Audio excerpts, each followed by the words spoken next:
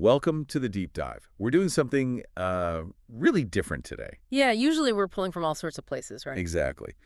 But this time, we're going deep on just one source, a really, really detailed one. That's right.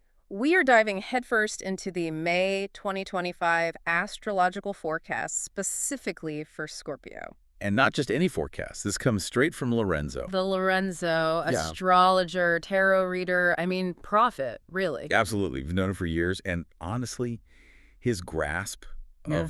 of the energies, it's just uncanny. It really is. He sees things, the undercurrents, in a way that's, well, it's consistently mind-blowing. His accuracy is off the charts. Which is precisely why we felt we couldn't summarize this. We couldn't cut anything. No way. We respect his work too much for that. So we're giving you Lorenzo's full, complete Scorpio forecast for May 2025. Every single word. Unfiltered, exactly as he wrote it, because, frankly, we believe in it completely. Okay, let's get into it. The title he gave it is Scorpio May 2025.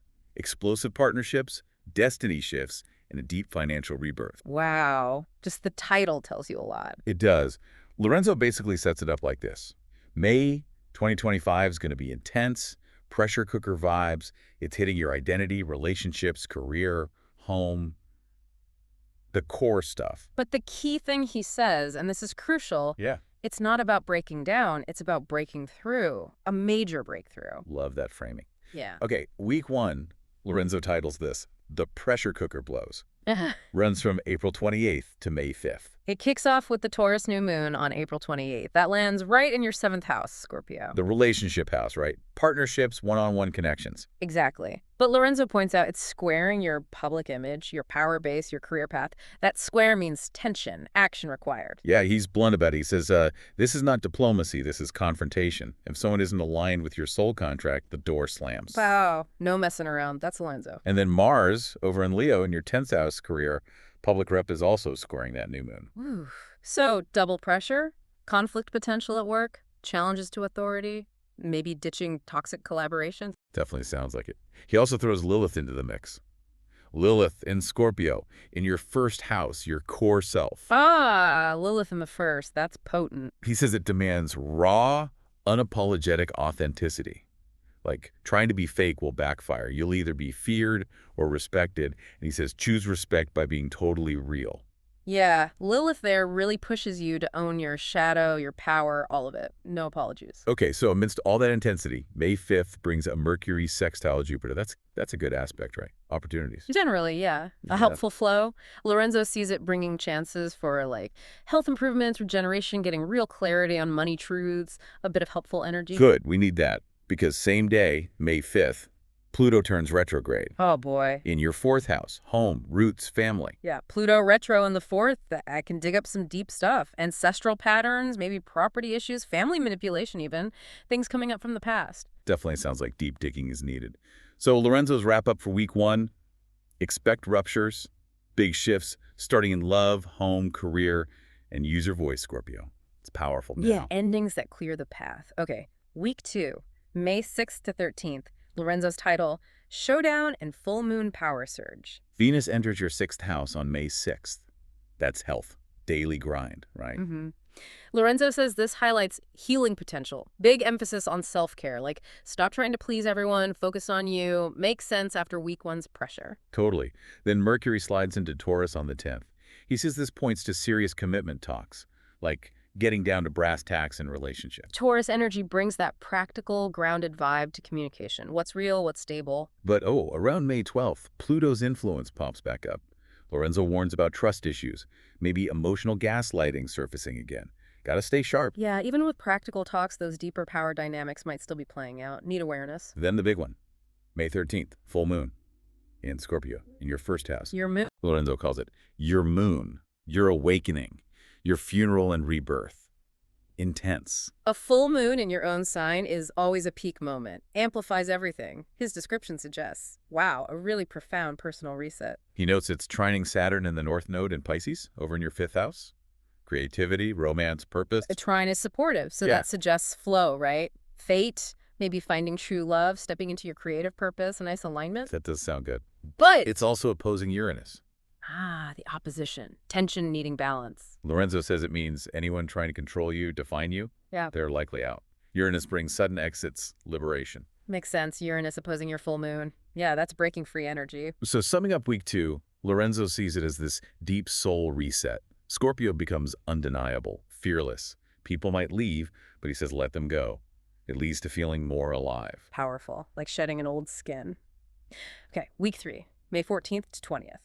Radical freedom or total burnout? Ooh, intense title again. May 17th, Sun conjunct Uranus. That's planets meeting up, right? Amplifying energy. Exactly. Lorenzo says expect unpredictable stuff in relationships, maybe legal things, contracts. Freedom becomes non-negotiable. That Sun-Uranus combo is known for surprises, that need for independence. Then May 18th, Mercury squares Mars. We know squares mean friction. Yep. He warns about tension coworkers, bosses, lovers. Big risk of communication blow-ups. His advice, put the phone down, don't send the angry text. Solid advice anytime Mercury squares Mars, honestly. Think before you speak or type. Definitely. The May 20th, 2 things. Sun enters Gemini into your 8th house. Deep water, shared money, intimacy, transformation, power. Right. And the Sun also sextiles Saturn. Lorenzo says the focus shifts hard to that 8th house stuff, money, power, inheritance, sex, death, rebirth.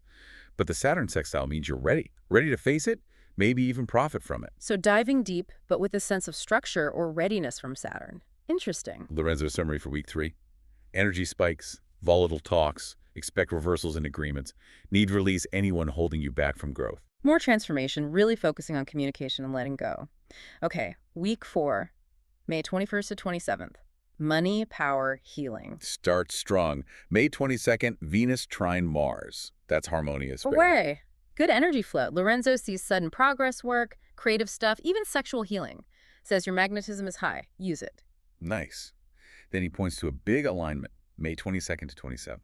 Sun, Mercury, Saturn, Neptune, all talking to each other across your 6th and 8th houses. Whoa, that's a lot happening in those deep zones. He says focuses on spiritual work, psychic gifts, maybe mediumship, legacy wealth, karmic service. Says the veil is thin for energy work. Sounds super intuitive. Definitely. That concentration of planets in the 6th, health service, and 8th, transformation and occult, really suggests deep inner work, potential breakthroughs there. Then May 26th, Mercury enters Gemini and Saturn enters Aries.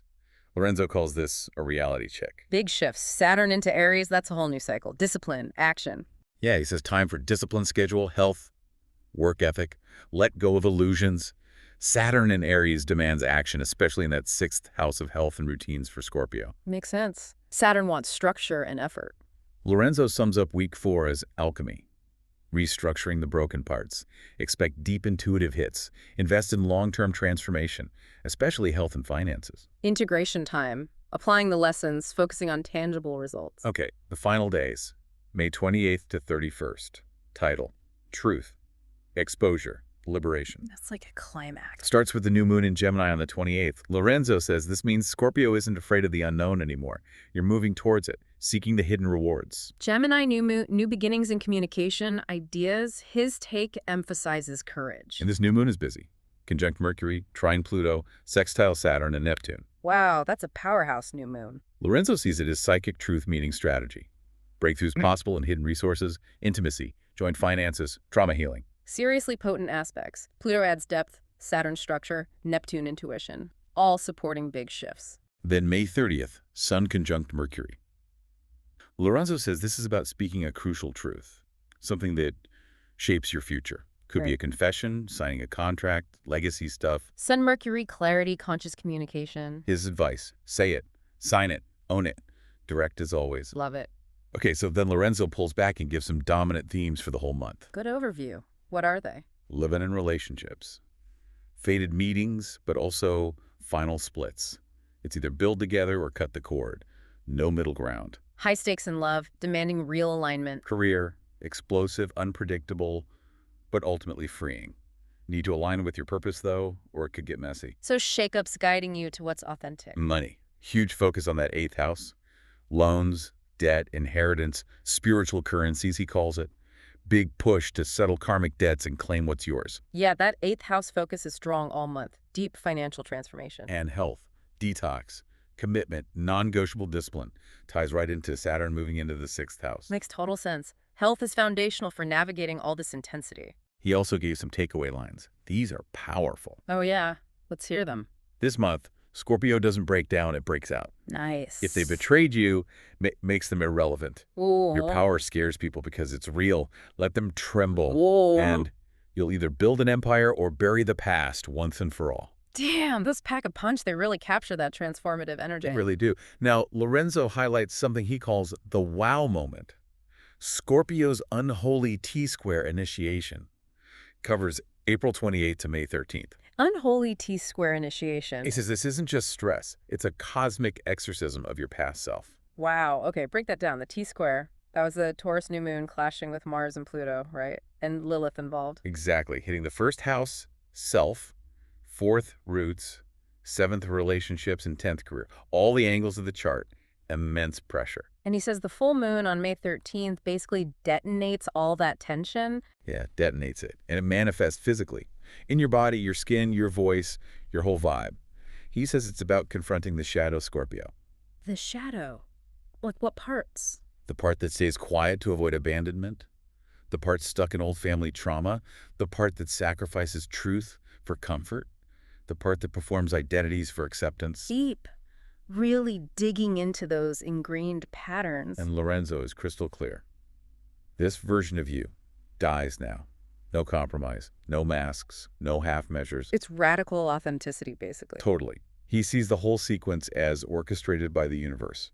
A soul retrieval ritual. Soul retrieval, that's powerful imagery. What's the price? The price is letting go of attachments that weren't truly yours anyway. The job that shrank you, the partner who silenced you, the family legacy that felt like a chain. So losing illusions to gain your true self, that resonates. Then there's what he calls the unprecedented insight. Chiron sextile Jupiter plus Saturn enters Aries. This is around May 26. Okay, Chiron the wounded healer, Jupiter expansion, Saturn into Aries action. What's the insight? He says Scorpio has been wounded in service. Overgiving, overworking, putting everyone else first. I mean, we know Scorpio's like that, right? Well, absolutely. That self-sacrificing tendency can be strong. So Chiron, healing, aligns with Jupiter, opportunity, right in those zones of wounding the 6th and 8th houses. And Saturn entering Aries adds that push for change. So an opportunity for healing through those wounds. Exactly. Lorenzo calls it divine permission to stop bleeding for people who call it love. Wow. Okay.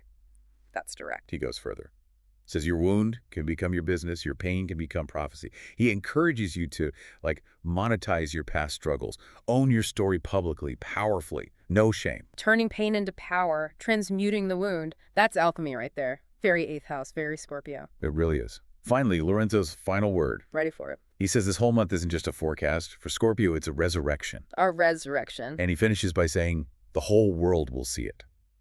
Because when Pluto, Mars, and Lilith speak through Scorpio's true voice, you become impossible to ignore. Chills. Just, wow. What a powerful, transformative picture Lorenzo paints for Scorpio in May 2025. Absolutely stunning. So that was it. The complete, unedited May 2025 forecast for Scorpio, straight from Lorenzo, our dear friend, and just an incredible seer, shared directly with you. Yeah, take some time with this. Really sit with it. Reflect on these themes, these predictions, see how they resonate for you. Even if you're not a Scorpio sun, there's usually something universal in these deep dives. For sure. And maybe just one final thought to leave you with, building on all that intensity Lorenzo laid out. Yeah. Given the profound shifts he describes, what single aspect of your life feels most ready for that kind of explosive transformation right now?